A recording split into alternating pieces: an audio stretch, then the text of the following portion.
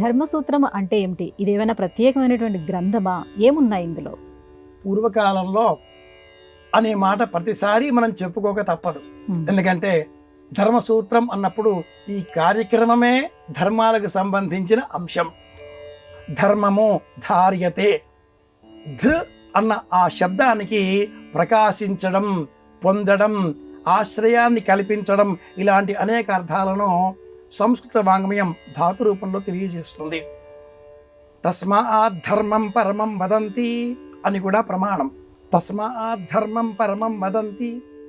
ఇలా ఈ ధర్మాలేమిటి, ధర్మసూత్రం ఏదైనా ఒక గ్రంథం ఉందా, చెప్పిన వారు ఎవరైనా ఉన్నారా, ఎలాంటివి ధర్మసూత్రాలు అవుతాయి?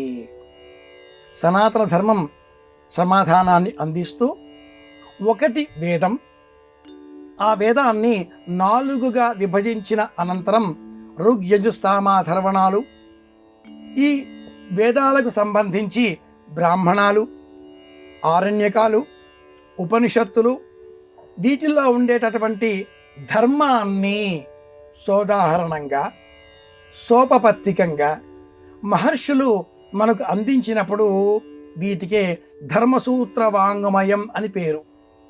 వేదాల అనంతరం బ్రాహ్మణ, ఆరణ్యక, ఉపనిషత్తుల కాలాల అనంతరం సూత్ర వాంగ్మయం అనేటటువంటి సాహిత్య ప్రపంచంలో ధర్మసూత్ర వాంగ్మయం ఒకటి. ఈ ధర్మము సూత్రములు వేరుగా చెప్పబడి ఉన్నవి.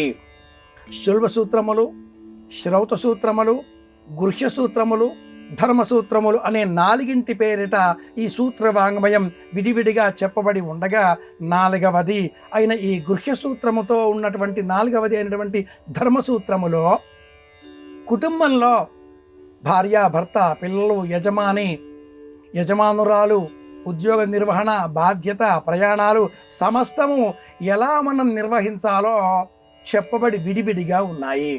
ధర్మసూత్రం ఒక గ్రంథం. ఇలాంటి గ్రంథం ఒకటి కాదు, అనేకం. ఇలాంటి గ్రంథాలను అందించిన వారిలో ఆపస్తంభుడు ఒక మహర్షి. అతడు వ్రాసిన ఈ గ్రంథానికి ఆపస్తంభ ధర్మసూత్రం అని పేరు, అతడి పేరుతో ప్రసిద్ధం. ఇదే విధంగా బోధాయనుడు, సత్యాషాఢి, జైమిని, శౌనకుడు, ఇలా పలువురు, గౌతముడితో సహా అనేకులు 18 మంది వీరు ఇలాంటి ధర్మసూత్ర గ్రంథాలను అందించి ఉన్నారు.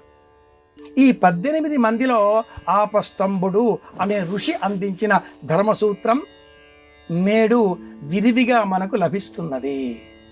ఈ సూత్రంలో ఒక ఉదాహరణ మనం గమనించినట్లయితే, తండ్రి కూర్చొని ఉండగా కుమారుడు నిలుచొని ఉండాలి, తండ్రి నిలుచొని ఉండగా కుమారుడు కూర్చొనరాదు.